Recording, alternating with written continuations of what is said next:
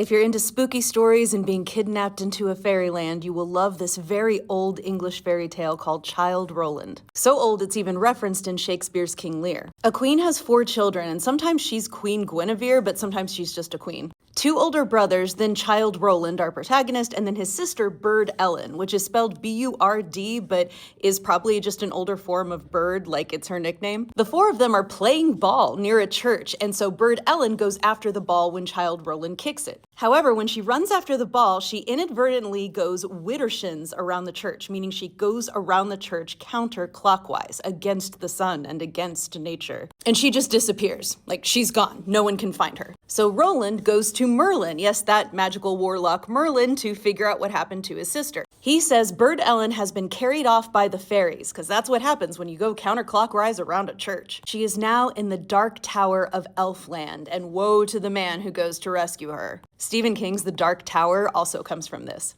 The oldest brother is like, I'm gonna go rescue her, and Merlin's like, well, hold on, I need to teach you what to do. And he's like, no, I'm brave, I'm gonna go. But he goes, and he doesn't come back either. And then the next brother, same thing, but then the third brother, our protagonist, Childe Rowland, says, all right, Merlin, teach me what to do, because he's smart. So Merlin tells him, all right, there's 2 things. One you have to do, and one you're not to do. What you have to do is once you get in Elfland, everyone who talks to you, you have to kill them after they talk to you. And the thing not to do is not to eat or drink anything, which is common in all folklore. Like, you don't eat or drink in fairyland, you get stuck there. So Rowland goes off, but not after his mother gives him this sword that belongs to his father that is magical and will always kill its intended victim.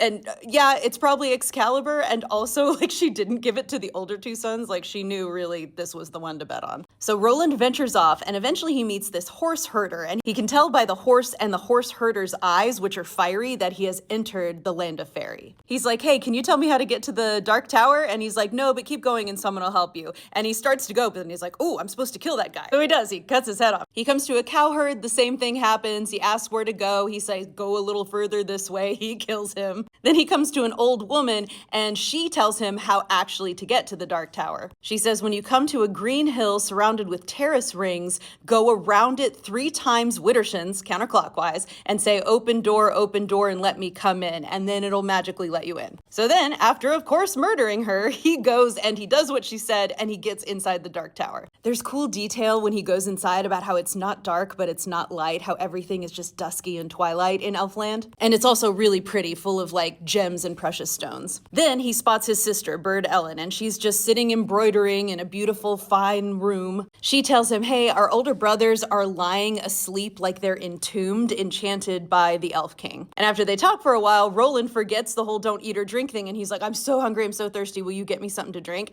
And she knows it's a bad idea, but she is enchanted that she can't warn him, so she goes and gets some bread and some milk, and he's about to eat it when suddenly he remembers, and he throws it on the ground. He's like, oh no, I'm not doing that. Just then he hears this voice say, fee, fi, fo, fum, I smell the blood of a Christian man. Be he dead, be he living, with my brand, a sword, I'll dash his brains from his brain pan. And if this reminds you of Jack and the Beanstalk, it's also a very old story that probably comes from similar origins. This is also the part that is referenced in King Lear. When Edgar goes crazy, he says, Childe Rowland to the Dark Tower came. His word was fi, fo, and fum. I smell the blood of a British man instead of Christian man. So he's like, I'm gonna fight you, and Rowland is like, I'm gonna fight you, and then they have like this massive sword fight. Finally, Rowland gets the king of Elfland down on his knees begging for mercy, and he's like, I will grant you mercy if you release my brothers and let us all leave here unharmed. The king says yes, and the details are cool. He goes and gets a phial filled with blood red liquor and anoints the ears, eyelids, nostrils, lips, and fingertips of the 2 brothers, and then they spring back into life. All 4 of them go home, turn their back on the Dark Tower, and never return again. And Bird Ellen never went around a church widdershins again. Probably a good idea. Kind of makes me want to try it now, though. See what happens. If you like stories about people being enchanted off to fairy realms, you should check out my version of the 12 Dancing Princesses, Does Spells, and my podcast. All the links are in my bio.